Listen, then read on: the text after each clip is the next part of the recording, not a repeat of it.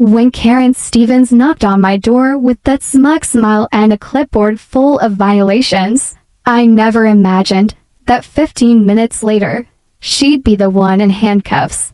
But sometimes justice has a way of showing up exactly when you need it most.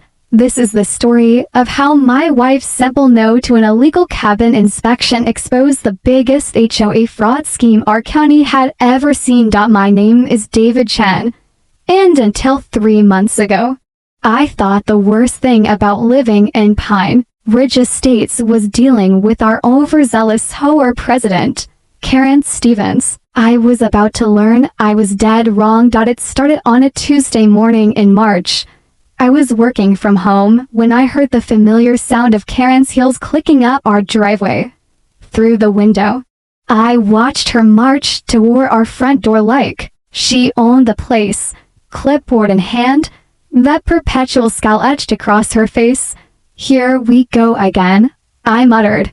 But my wife Sarah just smiled from the kitchen. "Let me handle this one, honey." Karen's knock was aggressive, demanding. When Sarah opened the door, I could hear every word from my office. "Mrs. Chen, I'm here for your mandatory cabin inspection," Karen announced, already trying to push past Sarah into our home. "Excuse me." Sarah's voice was calm, but firm. "What cabin inspection?" "The one outlined in the new HOA regulations, section 47B. All homeowners must allow monthly interior inspections to ensure compliance with community standards." Karen waved her clipboard like a weapon. "I need to check your guest bedroom, basement, and any storage areas for unauthorized renovations or code violations." I felt my blood pressure spike.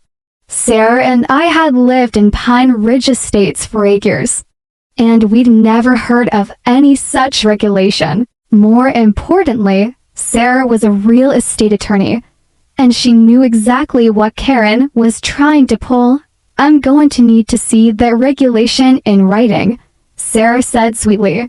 "Because last I checked, the HOA doesn't have the legal authority to conduct warrantless searches of private homes."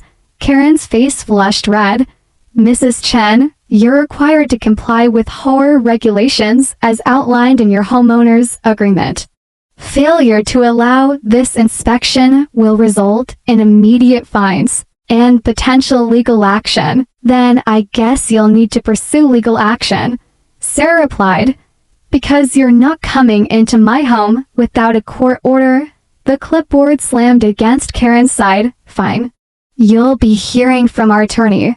And trust me, Mrs. Chen, this is going to cost you far more than just letting me take a quick look around." As Karen stormed off, I joined Sarah at the door. "Think she'll actually follow through?" Sarah was already pulling out her phone. "Oh, I'm counting on it. But first, I'm calling my friend Jessica at the county clerk's office. Something about this whole mandatory inspection thing doesn't smell right." 2 hours later, Sarah's suspicions were confirmed.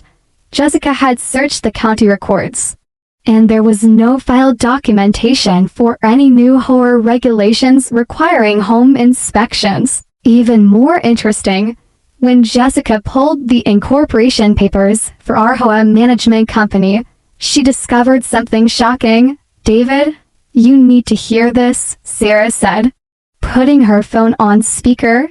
"The HOA management company, Pine Ridge Community Services, has been filing fraudulent documents with the county for the past 18 months.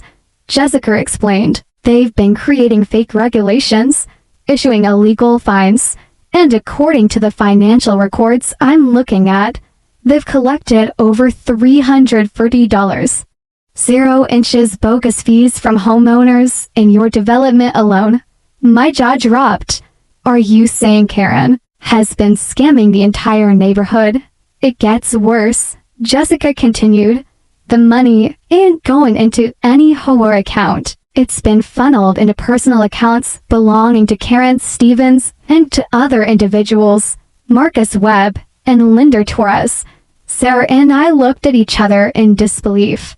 Marcus was our HOA treasurer, and Linder worked for the management company. They weren't just bending the rules. They were running a sophisticated fraud operation right under our noses. Jessica, what do we do with this information? Sarah asked. You need to contact Detective Ray Morrison at the County Fraud Unit immediately. This is criminal territory now. The next morning, Detective Morrison sat in her living room, reviewing the documents Sarah had compiled overnight. She'd been busy pulling property records, HOA financial statements, and correspondence from other homeowners who'd been hit with similar violations. Mrs. Chen, this is impressive work, Morrison said. How many homeowners do you think have been affected? Based on the neighborhood directory, I'd estimate at least 120 families, Sarah replied. And if each family paid an average of $2,800 in bogus fines over the past year and a half, we're talking about serious money. Morrison nodded grimly. We'll need homeowners to come forward as witnesses. Can you help us organize that? Already started, Sarah said, showing him her laptop screen. I created a private Facebook group last night and reached out to neighbors. 43 families have already confirmed they paid questionable fines to avoid legal action. As we spoke, my phone buzzed with a text message from an unknown number. Mr. Chen, this is Attorney Bradley Phillips representing Pine Ridge Community Services. Your wife's interference with legitimate HOA business has resulted in serious legal violations. We are prepared to file suit for obstruction and defamation unless you comply with outstanding inspection requirements immediately. I showed the message to Detective Morrison, who smiled grimly. Perfect timing, he said, because tomorrow morning, we're executing search warrants on Karen Stevens' residence, the HOA office, and the management company headquarters. Your wife's simple no just helped us crack open the biggest residential fraud case this county has seen in decades. As Morrison packed up his files, I realized our quiet Tuesday morning had just become the beginning of a legal war that would expose corruption, betrayal, and greed in ways I never could have imagined. The next few weeks felt like living in a spy thriller. Sarah threw herself into the case with the determination of someone who'd found their true calling. Our dining room table disappeared under stacks of legal documents, HOA correspondence, and financial records. Every morning brought new revelations about just how deep Karen's scheme went. David, look at this. Sarah called from her makeshift command center. Remember the Martinez family 3 streets over? They paid $4,200 last summer for unauthorized deck modifications that supposedly violated community standards. I leaned over her shoulder to read the violation notice. Except their deck was approved by the county and built to code, right? Exactly. But here's the kicker. Sarah pulled up another document on her laptop. The same week Karen found them, she hired the same contractor who built their deck to renovate her own backyard. Guess how much she paid him? The pieces clicked together in my mind. $4,200. She's been using homeowner fines to fund her personal home improvements for over a year. My phone rang, interrupting our investigation. The caller ID showed Detective Morrison. David, we executed the search warrants this morning. You and Sarah need to see what we found. An hour later, we sat in Detective Morrison's office staring at evidence that made our neighborhood drama look like organized crime. Spread across his desk were bank statements, forged documents, and photographs from Karen's home office. She kept meticulous records, Morrison explained, every fake violation, every fraudulent fine, every homeowner who paid up to avoid legal action. But the real shock was what we found in her computer. He turned his monitor toward us, showing a spreadsheet titled Property Acquisition Target List. Our address was highlighted in yellow near the top. Karen and her partners weren't just stealing money through fake fines, Morrison continued. They were systematically targeting specific properties for forced sales. The plan was to hit homeowners with escalating violations and legal threats until families either paid massive settlements or sold their homes at below market prices to Karen's shell company. Sarah's face went pale. They were trying to flip our entire neighborhood. 18 properties total, Morrison confirmed. Your home was valued at $420,000. Karen's company was prepared to offer you $280,000 after hitting you with $15,000 in accumulated violations and legal fees. The scope of the betrayal hit me like a physical blow. This wasn't just about money. Karen and her conspirators were trying to destroy families, force people from their homes, and steal years of investment and memories. Detective, what happens now? I asked. Karen Stevens was arrested this morning on charges of mail fraud, wire fraud, extortion, and conspiracy. Marcus Webb and Linda Torres are in custody as well. But we need your help to make the case airtight. Sarah leaned forward. What kind of help? Morrison pulled out a recording device. Karen's attorney contacted our office this afternoon. She wants to make a deal. She's claiming she was just following orders from the management company, that she didn't know the regulations were fraudulent. That's ridiculous, I said. She created half these fake violations herself. We know that. But proving intent in court can be tricky. We need evidence of her knowingly defrauding homeowners. Sarah's eyes lit up. What if she tried to do it again? What if she thought she could still manipulate someone into paying fake fines? Morrison smiled. What did you have in mind, counselor? The plan Sarah developed was brilliant in its simplicity. With Detective Morrison's approval, I would call Karen's attorney and offer to settle our dispute privately to avoid negative publicity for both parties. We'd wear recording devices and meet Karen at a neutral location where she'd have the opportunity to either come clean about the fraud or double down on her lies.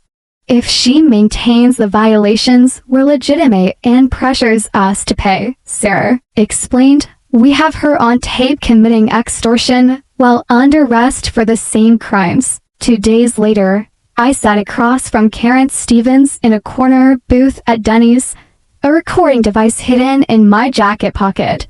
She looked haggard, her usually perfect hair unwashed, wearing a rumpled sweatsuit instead of her typical power outfit. David, I'm glad you called. She began, her voice shaky. This whole situation has gotten completely out of hand, Karen. We just want to resolve this quietly, I replied. Following the script, Detective Morrison had helped us prepare. What would it take to make our violation issues go away?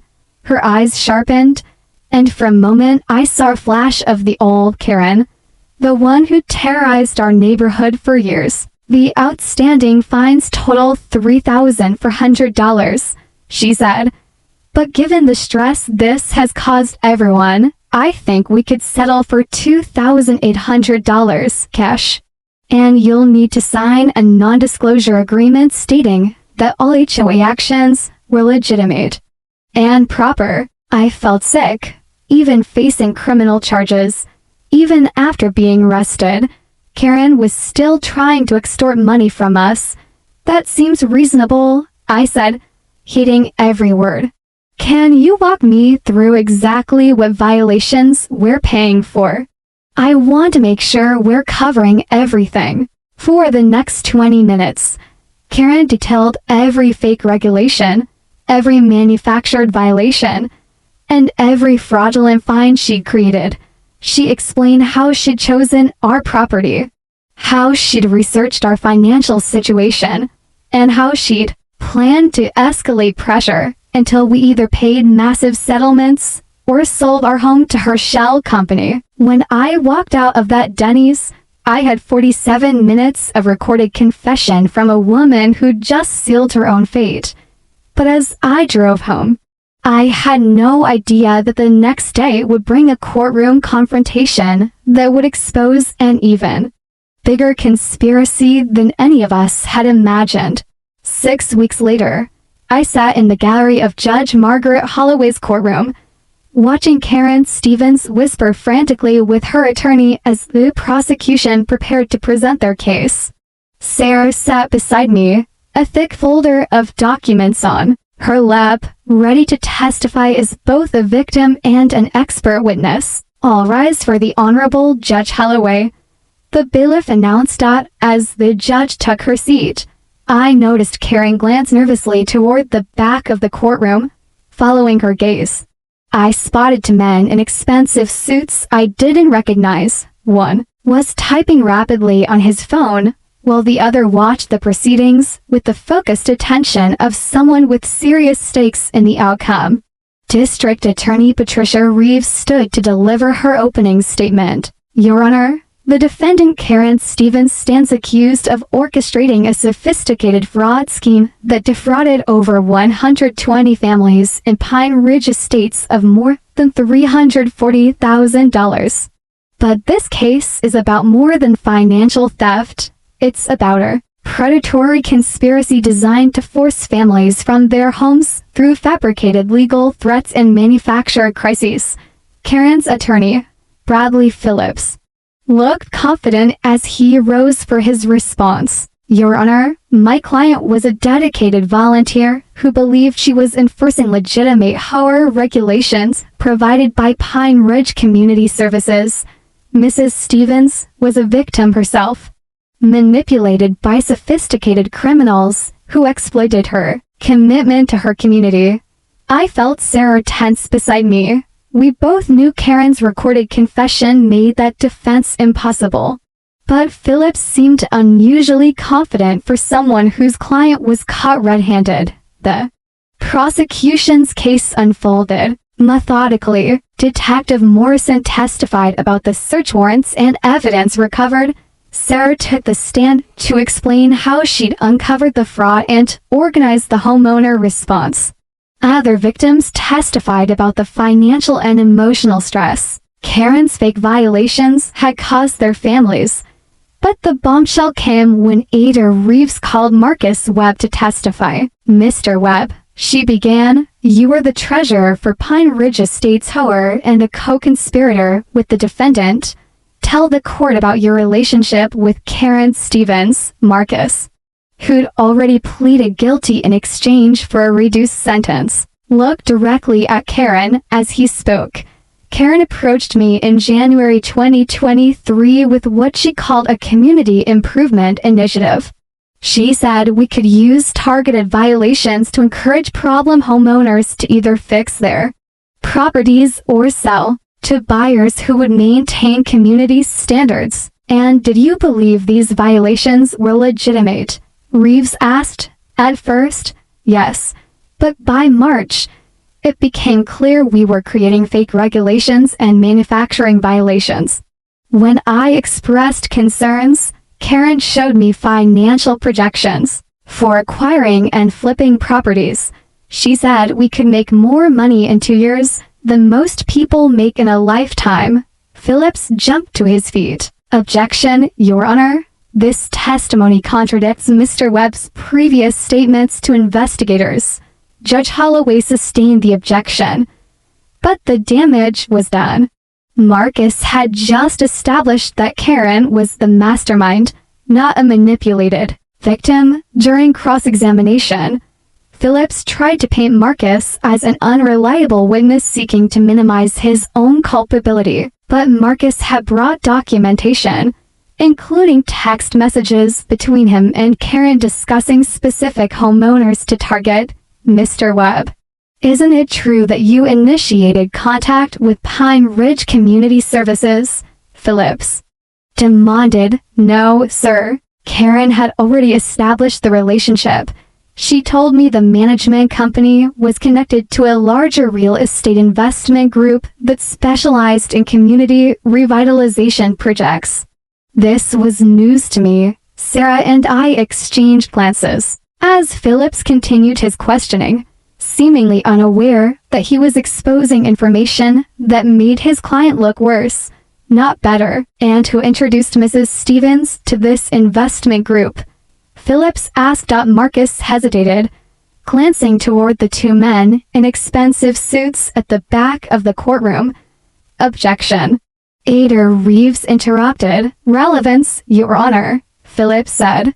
This goes to the heart of my client's defense. She was recruited and manipulated by sophisticated criminals operating a multi-state real estate fraud scheme. Judge Holloway leaned forward. I'll allow it. But get to the point, counselor. Marcus cleared his throat. Karen said she'd been recruited by someone from Meridian Capital Solutions. They supposedly specialized in identifying undervalued properties in horror communities. Sarah grabbed my arm. David, she whispered, those are the men who've been watching the trial. I looked back at the two suits, who are now having an intense, whispered conversation. One of them stood abruptly and walked toward the exit. Phillips pressed on, apparently oblivious to the drama unfolding behind him. Mr. Webb, did Meridian Capital Solutions provide the template for the fake horror regulations? Yes, sir. They had a whole system, documents, legal language, even sample violation notices. Karen said they'd use the same process in 12 other communities across 3 states. The courtroom erupted in murmurs. Judge Holloway banged her gavel for order, but I could see Ada Reeves frantically taking notes.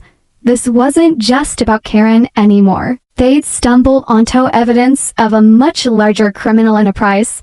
During the lunch recess, Detective Morrison found Sarah and me in the hallway. We've got a problem, he said urgently. Those two men from Meridian and Capital Solutions? They just tried to board a private jet at the regional airport. TSA stopped them, but only because one of them was carrying more than $10,000 in cash without declaring it. Sarah's eyes widened. They're running. Gets worse, Morrison continued. We ran their names. Meridian Capital Solutions is linked to similar HOA fraud cases in Arizona, Nevada, and Texas.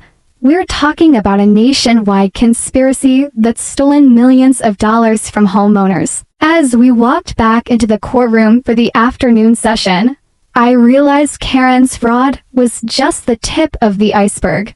But I had no idea that the afternoon would bring a revelation that would change everything I thought I knew about our case. The afternoon session began with an unexpected interruption. As Judge Holloway called the court to order, Ada Reeves stood immediately. Your Honor, the prosecution has just received evidence that significantly expands the scope of this case. We request a brief recess to confer with federal authorities who are now involved in this investigation. Judge Holloway looked annoyed. How brief, Counselor? 30 minutes, Your Honor. During the recess, chaos erupted in the hallway. Sarah and I watched as federal agents escorted the two Meridian and Capital men through the courthouse. In handcuffs, Detective Morrison approached us with grim news. David, Sarah, we just got word from the FBI. This HOA fraud scheme isn't just nationwide, it's international. Meridian Capital Solutions is owned by a shell company based in the Cayman Islands, and they've been running similar operations in Canada and the UK. How is that possible?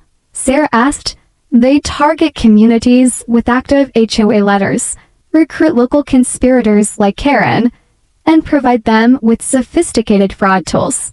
The local conspirators think they're running independent scams, but they're actually feeding money up to a massive criminal organization.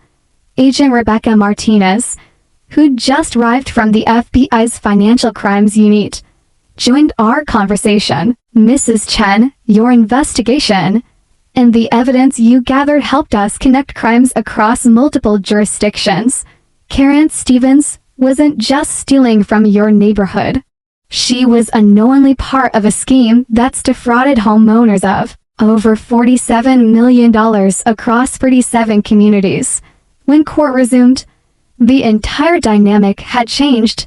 Ada Reeves announced that federal charges would be filed against the Meridian Capital defendants, while Karen's state case would proceed as planned. Your Honor, Phillips said, rising desperately.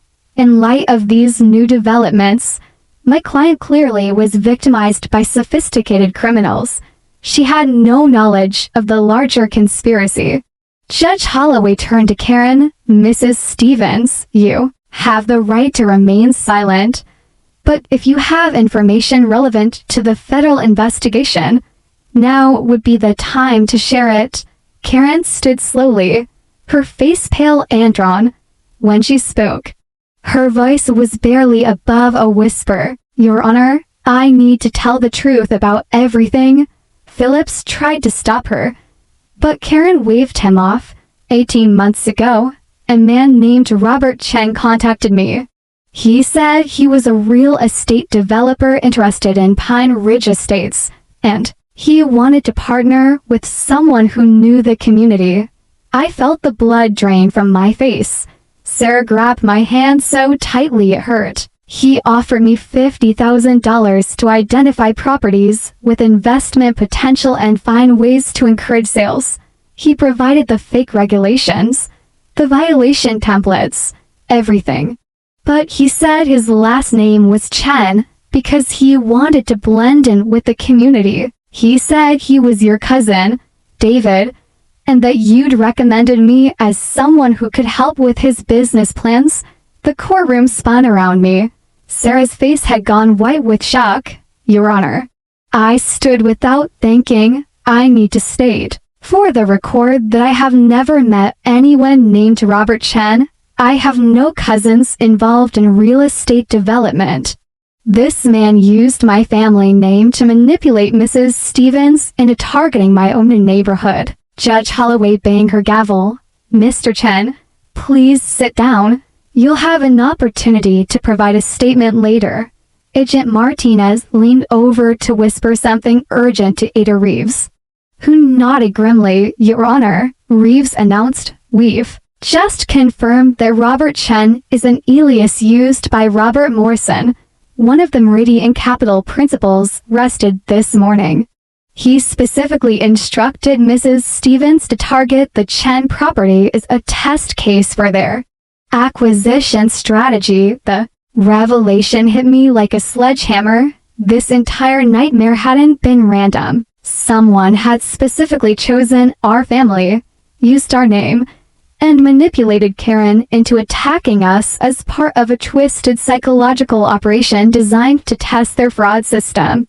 Judge Holloway called for order as the courtroom erupted in shocked murmurs. Double quotes Mrs. Stevens. The judge continued, do you understand that you were recruited specifically to defraud the family whose name your recruiter was using? Karen looked directly at me for the first time during the trial, tears streaming down her face. David, Sarah, I am so sorry. I thought I was helping a legitimate business. When he said you'd recommended me, I felt honored. I thought I was finally being recognized for my community service. I never realized I was being used to hurt you. The jury deliberated for less than 2 hours. When they returned, the foreman stood to deliver their verdict. On the charge of mail fraud, we find the defendant guilty. On the charge of wire fraud, we find the defendant guilty. On the charge of extortion, we find the defendant guilty. Judge Holloway sentenced Karen to 4 years in federal prison and ordered her to pay $127,000 in restitution to affected homeowners. But as court adjourned, Agent Martinez approached us with the final twist. David, Sarah, Robert Morrison wants to make a deal. He's offering to provide information about similar operations in exchange for a reduced sentence. But he specifically wants to meet with you too. Why yes? Sarah asked.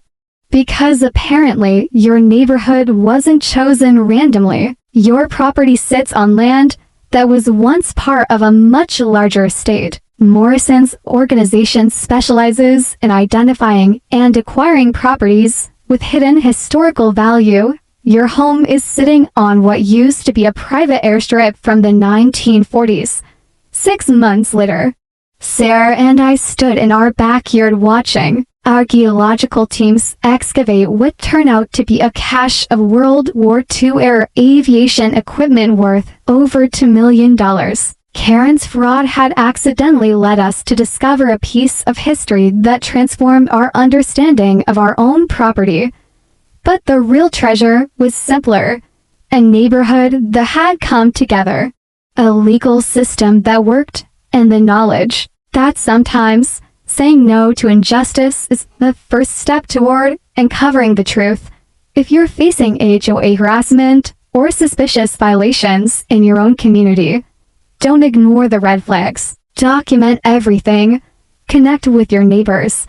And remember that legitimate housing authorities don't conduct warrantless searches or demand immediate cash payments.